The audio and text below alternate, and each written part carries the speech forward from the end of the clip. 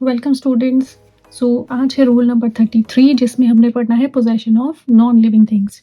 इसका मतलब क्या हमने सीखा था, जब भी हमें किसी पर्सन का पोजेशन बताना है, रोहन्स बैग, रोहन का बैग, तो अपोस्ट्रोफ यूज़ करते हैं। क्लियर, का के की ये पोजेशन बताते हैं, अपोस्ट्रोफ से बताते हैं। लेकिन याद रखिए, जब भी आपको किसी नॉन लिविंग थिंग का पोजेशन बताना है तो वहाँ कभी भी अपोस्ट्रोफ का यूज़ नहीं करते।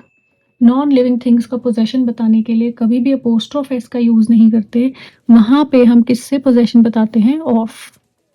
किससे बताएंगे? ऑफ से। फॉर एग्जाम्पल देखिए,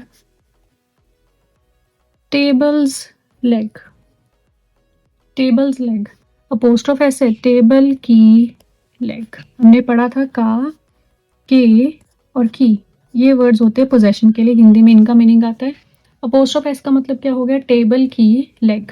लेकिन यहाँ अपोस्ट्रोफ एस रॉन्ग है। क्यों? क्योंकि नॉन लिविंग थिंग का पोजेशन अपोस्ट्रोफ एस से नहीं बता सकते, वहाँ ऑफ ऐड करेंगे। तो देखिए क्या लिखेंगे, the table of leg. No, जिसका रिलेशन बना रहे हैं उसको पहले लिखेंगे, the leg of table, the leg of the table. Clear. Non living thing के रिलेशन बनाने के लिए अपोस्ट्रोफ एस नहीं आता, क्या यूज करते हैं? Off. Next, books pages, book के पेजेस, तो क्या लिखेंगे? रॉन्ग है। नॉन लिविंग थिंग का रिलेशनशिप अपोस्ट्रोफ एस से नहीं हो सकता। क्या लिखेंगे? The pages of the book. Clear. Next देखिए, the fans blades are broken. So सही क्या होगा? देखो अपोस्ट्रोफ एस है, नॉन लिविंग थिंग है, अपोस्ट्रोफ एस, तो ये रॉन्ग है। क्या लिखेंगे? The blades of the fan are broken. जिस चीज का रिलेशनशिप बना रहे हैं उसको पहले लिखेंगे, the blades of the fan are broken. Clear. Next देखिए, the cart's wheel needed to be repaired. The cart's wheel needed to be repaired.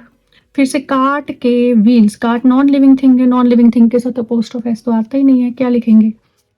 The wheel of the cart, wheels कर लो plural, the wheels of the cart needed to be repaired.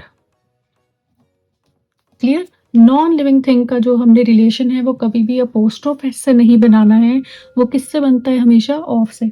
और जब of से relation बनाते हैं तो जिस चीज़ पे अधिकार शो करना है, यानी कि जिस चीज़ के साथ रिलेशनशिप बना रहे हैं उसको फोकस पे ले आते हैं, उसको फोकस पे ले आते हैं। क्लियर। सो बहुत ईजी सा रूल है कि पर्सन्स के साथ तो अपोस्ट्रोफ एस आ सकता है पोजेशन बताने के लिए। और हमने सीखा था अगर जॉइंट पोजेशन बताना है पर्सन्स का तो हमेशा सिर्फ सेकंड नाउन के साथ अपोस्ट्रोफ एस आता है।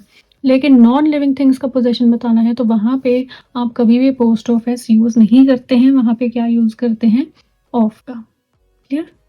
चलिए नेक्स्ट वीडियो में मिलते हैं। And like, share and subscribe. Thank you.